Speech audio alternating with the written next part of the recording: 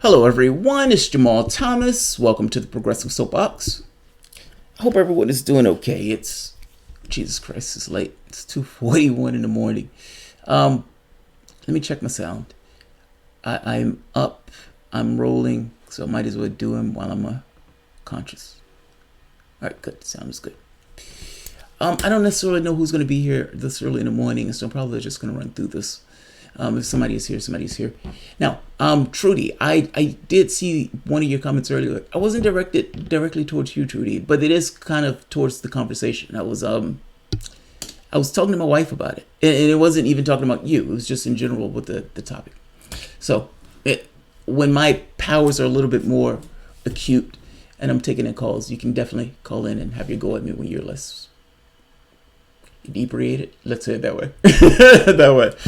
All right. So the one I want to talk about today has to do with this, Jeremy Corbyn. Jeremy Corbyn, seeing as Brexit is taking place, the Prime Minister comes out and shows people what Brexit means. Up until this point, Brexit was this kind of just mental conception. It's esoteric. What does Brexit mean? Brexit means Brexit. Oh, wow, that's interesting. Great. Now I'm more informed by what Brexit means. Well, now people are getting a conception of what it means. What did I buy?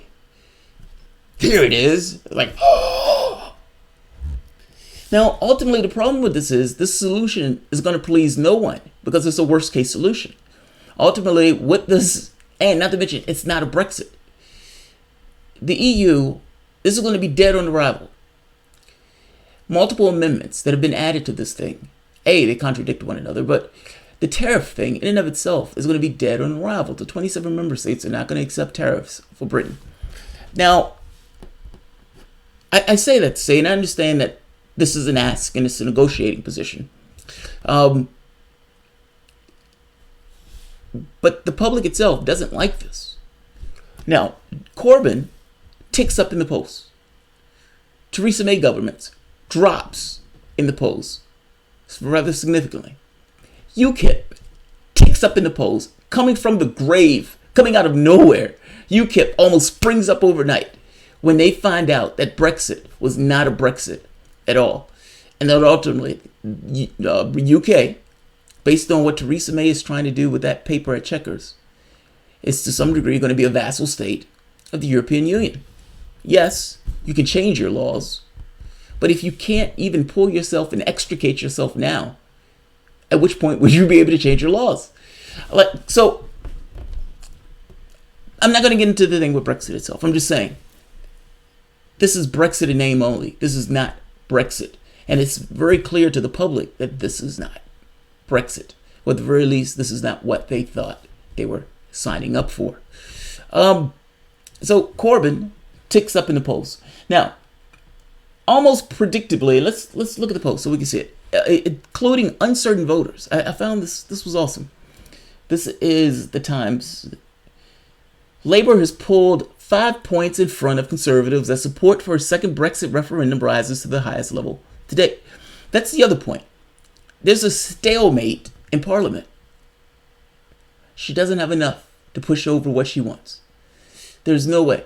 They're not going to vote for the hard Brexit. And the soft Brexit has soft support. Let's say it that way. How are they going to get it across the finish line? And will she have enough votes to get it across the finish line? And that's where it gets interesting. Theresa May has already kind of made it clear to her government that if we collapse, what comes behind me? Goddamn superhero Jeremy Corbyn. Which means they're somewhat motivated to keep her in that seat. Now, this is kind of where I'm getting at. Because it's not just them motivated. Meaning it's not just the Tories.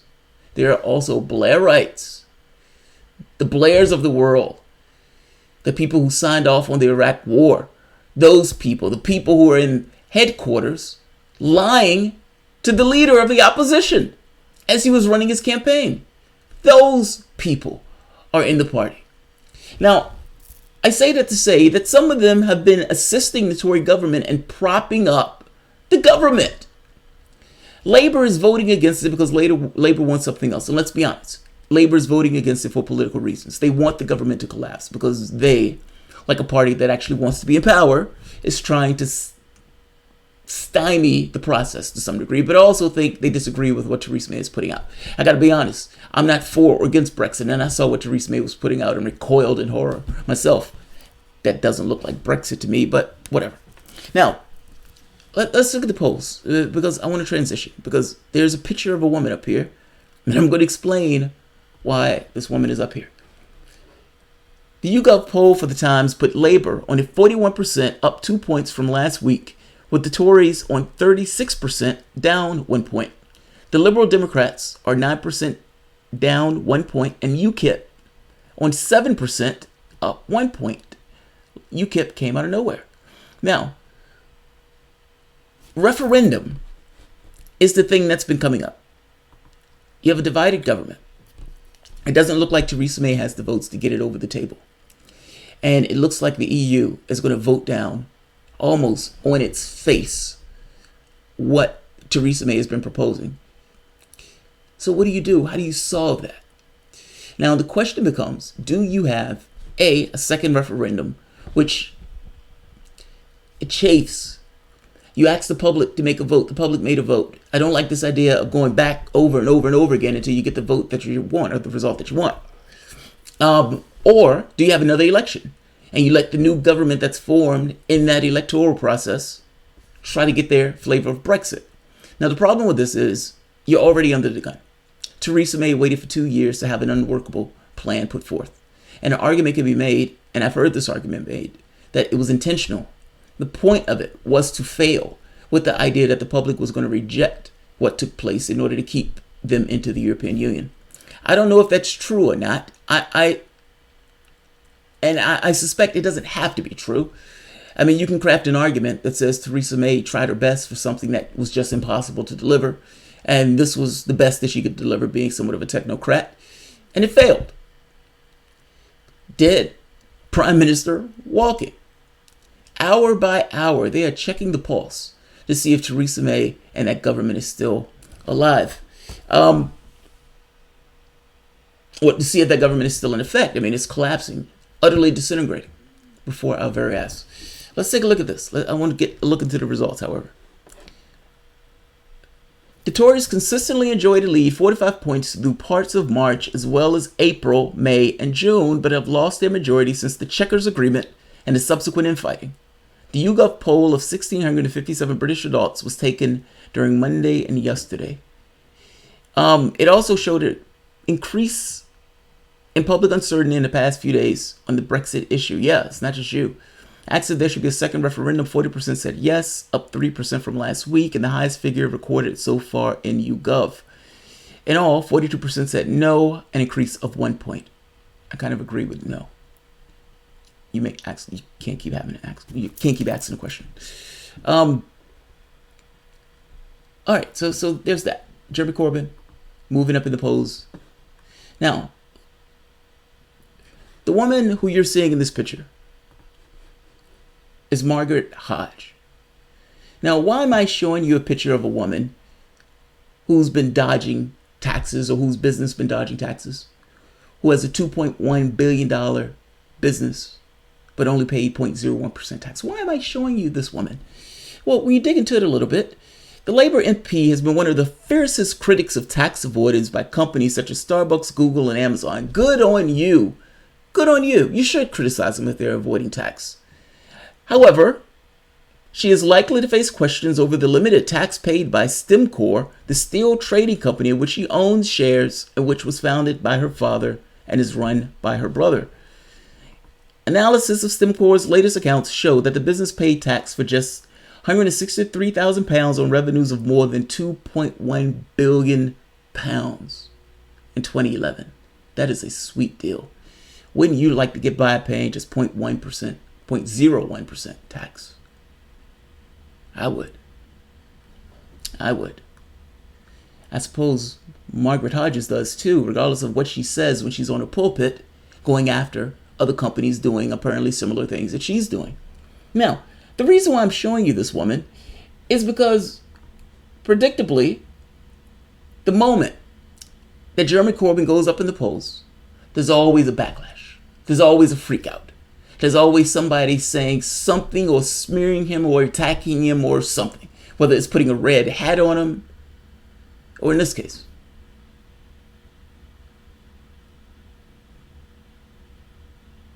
a little bit more repugnant. Let me do one step first. Margaret Hodge is or has been implicated in a ploy to take down Jeremy Corbyn. Let's look into it. The plan to oust Jeremy Corbyn as Labour leader has emerged, with veteran MP Margaret the Tax Dodge Hodge said to have been persuaded to stand against him to spark a leadership contest. The veteran MP Tax Dodge Hodge could be used as a stalking horse before dropping out to allow more moderate MPs to remain unscathed as they launch their leadership bids. Now, you must understand why they say it this way. If you were in the same party, and I don't like you, the Blairites don't like him. They've been vanquished to some degree. They may be in the mirror zone, but they can still reach out and touch you from time to time, and they do when they leave bad comments and stuff like that. How do you take the prime minister out or the leader of your party out? Now, you can have somebody who savages that particular person, who goes after him, balls out, but that person cannot be the leader because that person has attacked, for all intents and purposes, their captain. So, oftentimes you would have the person who would do the hatchet, and then you would have the other people who would come behind to actually try to fill the position. One guy takes him out, the other guy actually takes the role. This is not all that different from the United States with the role of the vice president in the presidential elections. The vice president is the one who goes out and attacks and looks bad in those attacks, leaving the candidate themselves to not necessarily take that hostile tone. It frees up the candidate to be love and light while it allows their vice president to attack in the shadows, at least ideally. Now, that's interesting. Margaret the Tax Dodge Hodge plan to take out Corbyn by the Blairites. They're trying to get names. They're trying to take him out of his seat. Now, Corbyn was the one that brought Labour back to its prolific situation to which it finds itself now. If you remember, the Blairites were the ones that drove it into a ditch, took a dump in a car, and left it with Gordon Brown. Now they want to get their hands back on the wheel. Hey, we can do it better this time. We can do it better this time. We're not going to invade another country and kill 1 million people. So, you fast forward to the other day, and Tax Dodge Hodge, completely and utterly unhinged, comes screeching and screaming at Jeremy Corbyn, calling him a fucking anti-Semite. She used the expletive, saying it. You're a fucking anti-Semite. Now, why would she say such a thing to the leader of the opposition? Does she honestly believe that Jeremy Corbyn is anti-Semite? Does she honestly believe that Jeremy Corbyn is racist? Is that something that she in her head, is she that completely and profoundly delusional? Is she that engrossed in psychosis where she believes that Jeremy Corbyn is anti-Semitic? Or is she doing this for political effect? What she didn't like was that Jeremy Corbyn didn't just kowtow to the Israeli lobby that's in Britain in the same way politicians kowtow to them in the United States. They wanted him to accept a particular naming of what it means to be anti-Semitic, and he wouldn't do it. So for that, screaming at the top of her lungs, fucking anti-Semite. It's just so happened that correlated to around the time where Jeremy Corbyn ticked up in the polls, where people realized he was ticking up in the polls, where the prime minister looked like she was about to keel over at any moment, again, checking her pulse hourly to make sure that the government is still ticking. Another guy named John Woodcock, the nastiest name in Parliament, has all of a sudden, in this big splashy display, resigned from the Labour Party. He was under investigation because he couldn't stop sending text messages to sexual text messages to people. He said he couldn't get a fair hearing. All of this stuff seemed to happen around the time where the polling started coming up, showing that the Corbyn government was ticking up. Prime Minister's government was falling down. And it was possible that if it keeled over, and there were elections that were called, based on the polling that was taking place, Jeremy Corbyn would be your prime minister. I'm going to put the documents down for yourself to see the language that they wanted to be used. I'm more so going into this thing of Look, part of the ploy here is smearing. So Keith Ellison is running against Tom Perez, and all of a sudden they call him an anti-Semite for something he wrote 30 years ago, something to that effect. But Jeremy Corbyn hasn't said or done anything that was anti-Semitic. Is she delusional or is she lying? They're going to sanction her for this. Then they should sanction her for this, because what she's doing is way beyond the pale and coming out in this way. And there's no way, again, unless she's delusional, in which case she should be carted out somewhere and fed baby foods, or she's lying. Delusional, she's lying. That is a repugnant smear. I don't like calling people racist. I tend to refrain from doing it. I tend to not even deal fully in identity politics from the standpoint of bringing it up without... I would defend it, but I wouldn't necessarily use that as completely my lens of looking through the world. Because I think human beings are human beings, even though I have to pay attention to the historical context of the way that we go about our affairs. I think it's repugnant to call somebody a racist if they're not racist. I think it's repugnant to call somebody sexist if they're not sexist. I think using those words for political effect. When Hillary throwing the words around, oh, you're sexist and you're racist because you didn't vote for Hillary Clinton. There is real sexism in the world. And there is real racism in the world. Not voting for Hillary Clinton in and of itself is not one of them. Nor is Jeremy Corbyn not backing the specific language to which you want him to use in a definition of anti-Semitism. Nor does it make him an anti-Semite. Let's get your head out of your ass. They just want him to bend the knee. And just like with the Russia stuff, where he said, I'm looking for evidence on this, again, the correct posture to take, he said, I'm going to look into this and I'm going to give you, this is the definition. He gave, Labor came up with the definition that they were using for anti-Semitism. It just wasn't adequate for them. Look at one of the things in this.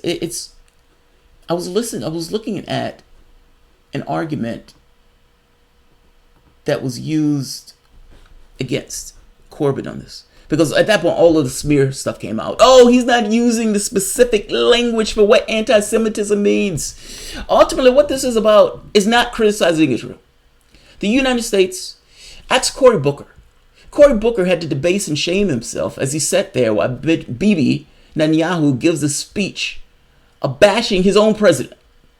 Cory Booker had to sit there because there was loads of money in his pocket weighing him down from an Israeli lobby that essentially had his ear. And at that point, had access to his ass and keeping it in the seat.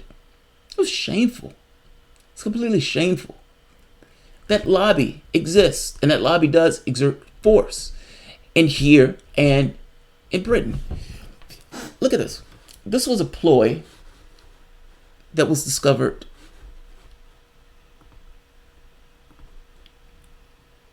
Israeli diplomat who plotted against MPs also set up political groups. They were plotting against the MPs in the UK. One of those MPs that they hated was Jeremy Corbyn. Now, I'm not saying that she's in this as a ploy, but seeing as a plot was already revealed that she was trying to take Corbyn out, and she's screeching that he's some kind of anti-Semite, well, it looks like it kind of lines up. If the Israeli lobby didn't necessarily like Corbyn with the Israeli diplomat there, I would imagine that didn't necessarily change when the guy left. And she want him to take the very specific language for reasons. It's not for no reason. Now, the Blairites are going to use this. I'm saying this poorly. I'm trying to make this point that there seems to be a concerted effort to attack Corbyn. And the way they're attacking him is essentially with smears that he's an anti-Semite, even though there is nothing in the world they can point to on that issue. Mind you, support for BDS does not make you an anti-Semite, nor does criticizing Israel make you an anti-Semite. This is nonsense. This is all political theater done to try to attack Corbyn. Look at the language that they wanted him to use. And I don't even necessarily think I'm fully against the language. It's one very specific part that I'm against because of the way it's going to end up being used. Many of the rabbis who signed the letter to the Guardian are critics of the current Israeli government. The IHRA definition, also backed by Yakad the UK Jewish organization that campaigns against the occupation and building of Israeli settlements on Palestinian land, the IHRA definition does not prevent them from doing this because, as the definition clearly states, criticism of Israel similar to that level against any other country cannot be regarded as anti-Semitic. However, the IHRA definition also recognizes that nowadays anti-Semitism often appears in discourse related to Israel, either by targeting Israel itself as a proxy for Jews, or by repeating old anti-Semitic slanders with Israel or Zionists swapped for the word Jew. Which means that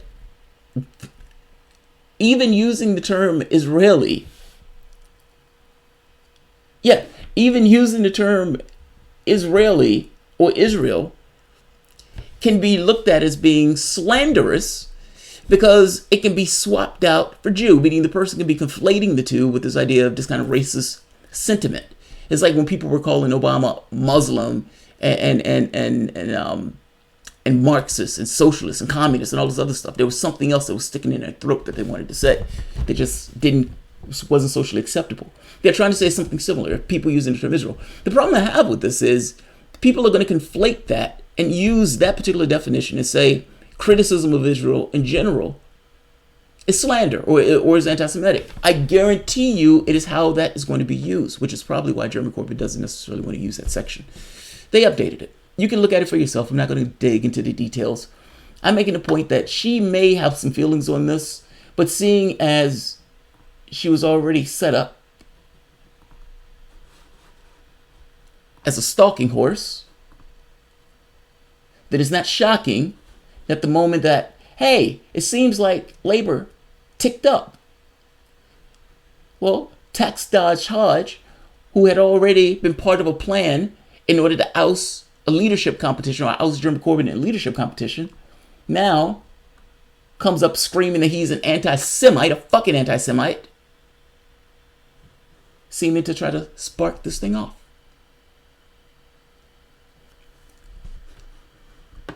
She may want him to use the regular definition. Fair enough.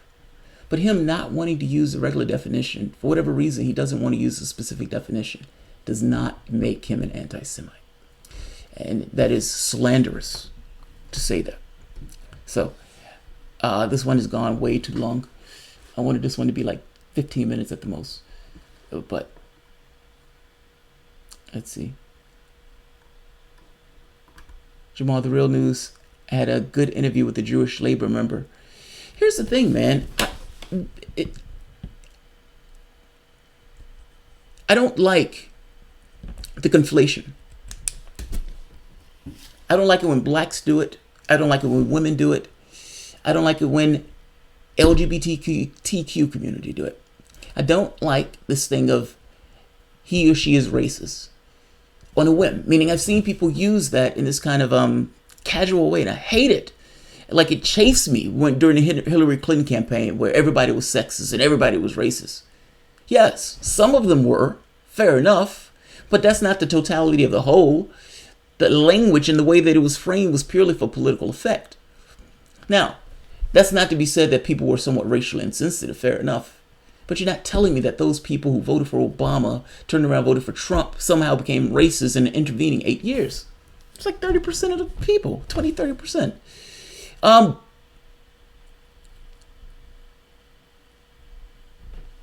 I've seen this done, where criticism of Israel all of a sudden gets taken to the degree of being racist or anti-Semitic. It's nonsense. It's nonsense. When I say Israel, I mean Israel. I'm talking about a goddamn state. All right, I'm going to end this because I don't want this one to go much longer. This one has already gone too long. I may even cut parts of this. But thank you guys for being here. I mean, it's like 3:05 in the morning. Yeah, there's no super chat this early. So I will see you guys shortly. I have another video too that I want to do before I turn in. So see you in a few. Thanks, guys.